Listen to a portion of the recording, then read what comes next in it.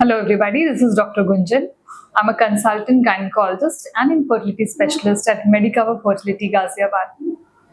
और आज हम बात करेंगे ओवेरियन सिस्ट के बारे में। ओवेरियन सिस्ट क्या होते हैं, क्या इनसे कंसीव करने में कोई परेशानी आती है और इनका ट्रीटमेंट कैसे कर सकते हैं।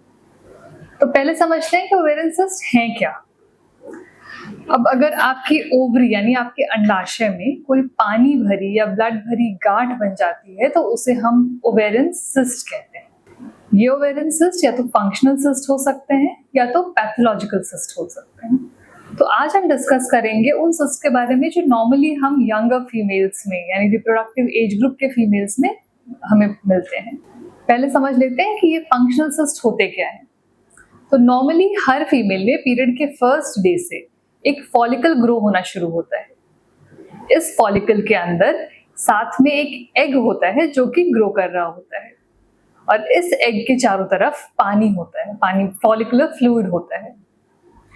अब पीरियड के 12th से 14th डे के अराउंड जब ये फॉलिकल रप्चर होता है तो ये एग इसमें से रिलीज होता है और जो फॉलिकुलर फ्लूइड है इसके चारों तरफ जो पानी है ये निकल जाता है। ये फॉलिकल कोलैप्स हो जाता है और ये कॉर्पस ल्यूटियम बन जाता है आगे जाकर। अब अगर किसी वजह से ये फॉलिकल रप्चर नहीं हो या फिर इसके अंदर का जो फ्लूइड है, जो पानी है, वो पूरी तरह से ना निकले तो ये सिस्ट बन जाता है। इसके अलावा जो कॉर्पस ल्यूटियम बन रहा है उसमें अगर ब्लीडिंग हो जाती है तो वो भी सिस्ट बन जाता है जिसे हम कॉर्पस ल्यूटियम सिस्ट कहते हैं।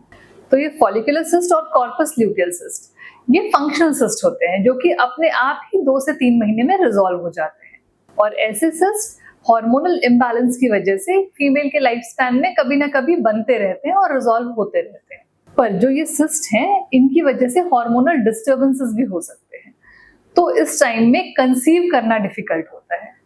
तो जो फीमेल्स कंसीव करने के लिए ट्राई कर रही होती हैं तो उनमें अगर ये सिस्ट है तो इसको रिजॉल्व करने के लिए हम कुछ हार्मोनल पिल्स देते हैं और जिससे कि ये 1 महीने में रिजॉल्व हो जाते हैं, खत्म हो जाते हैं ये सिस्ट, और तब फिर आप अपना ट्रीटमेंट कंटिन्यू कर सकते हैं। दूसरी बात जो जरूरी है कि इन सिस्ट को अल्ट्रासाउंड के माध्यम से फॉलो करना जरूरी है, क्योंकि अगर ये सिस्ट रिजॉल्व नहीं हो रहे हैं या इनकी साइज इंक्रीज हो रही है तो फिर इनमें कुछ इंटरवेंशन करने की जरूरत पड़ सकती है। जैसे कि अगर ये सिस्ट मोर देन 6 सेंटीमीटर 6 से 7 सेंटीमीटर से ज्यादा बड़े हो गए हैं तो इनमें सर्जरी की भी जरूरत पड़ सकती है।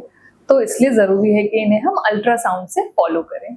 तो ये था फंक्शनल सिस्ट के बारे में। अब बात कर लेते हैं हम पैथोलॉजिकल सिस्ट के बारे में। तो ये पैथोलॉजिकल सिस्ट क्या है जो अपने आप ही खत्म नहीं होते हैं और यंग फीमेल्स में यूजुअली इन पैथोलॉजिकल सिस्ट में हमें एंडोमेट्रियोटिक सिस्ट मिल सकता है, डर्मोइड सिस्ट मिल सकता है। तो आज हम बात करेंगे मेनली एंडोमेट्रियोटिक सिस्ट के बारे में। अभी एंडोमेट्रियोटिक सिस्ट क्या है? नॉर्मली यूट्रस की जो लाइनिंग होती है जिसे हम एंडोमेट्रियम कहते हैं, ये अगर यूट्रस के अलावा कहीं और मिल रही है तो इसे हम एंडोमेट्रियोसिस कहते हैं। और अगर ये ओवरी के अंदर, अगर आपके अंडाशय के अंदर ये एंडोमेट्रियम ग्रो करने लगता है तो ये एंडोमेट्रियोटिक सिस्ट बन जाते हैं। इनमें चॉकलेट कलर की फ्लूइड भरी होती है जो कि डीजेनरेटेड ब्लड की वजह से होता है और ये सिस्ट हैं जो सबसे ज्यादा इनफर्टिलिटी कराते हैं। इनफैक्ट जिन लोगों में एंडोमेट्रियोटिक सिस्ट प्रेजेंट होते हैं उनमें से आधे से ज्यादा फीमेल्स को कंसीव करने में दिक्कत आती है और उन्हें डॉक्टरी हेल्प की जरूरत पड़ती है। ये एंडोमेट्रियोटिक सिस्ट जो होते हैं इनकी वजह से इनफर्टिलिटी बहुत ज्यादा होती है। इनफैक्ट जिन लोगों में एंडोमेट्रियोटिक सिस्ट होते हैं उनमें से आधे से ज्यादा लोगों को कंसीव करने में दिक्कत आती है। और ऐसा क्यों होता है? क्योंकि जिस ओवरी में ये एंडोमेट्रियोटिक सिस्ट होते हैं उसमें ये एग के ग्रोथ को इफेक्ट करते हैं, ठीक से ग्रोथ नहीं होने देते हैं, एग को रप्चर नहीं होने देते हैं।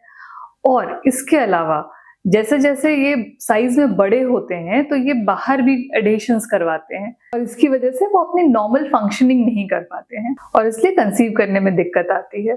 तो अब बात करें कि इनमें करना क्या है।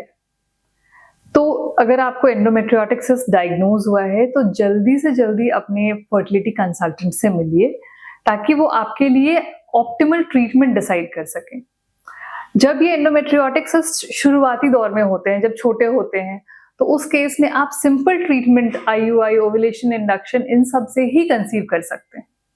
पर धीरे धीरे जैसे जैसे ये सिस्ट बड़े होते चले जाते हैं और इनसे एसोसिएटेड कॉम्प्लिकेशंस भी बढ़ते चले जाते हैं, जैसे कि ट्यूब्स की एनाटॉमी डिस्टॉर्ट हो जाती है, और उस केस में तब आईवीएफ के अलावा और कोई ऑप्शन नहीं रह जाता। यहाँ एक और बात जो जरूरी है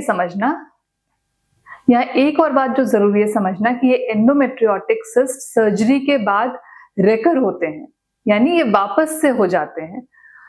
तो इसलिए अगर ये सिस्ट आपके छोटे हैं तो फिर इनमें सर्जरी की जरूरत नहीं होती है, जब तक कि ये सिस्ट 6 से 7 सेंटीमीटर से ज्यादा बड़े नहीं हो जाते हैं, या फिर इनकी वजह से आपको बहुत ज्यादा पेन, बहुत ज्यादा पीरियड्स के दौरान दर्द नहीं हो रहा है, तो फिर इनकी सर्जरी में समय बर्बाद नहीं करना चाहिए और जल्दी से जल्दी आईवीएफ से कंसीव करने की कोशिश करनी चाहिए। आज हमने बात करी नॉर्मल रिप्रोडक्टिव एज ग्रुप यानी यंग फीमेल्स में पाई जाने वाले ओवेरियन सिस्ट के बारे में, इनसे कंसीव करने में कैसे परेशानी आती है और उसका ट्रीटमेंट हम कैसे कर सकते हैं।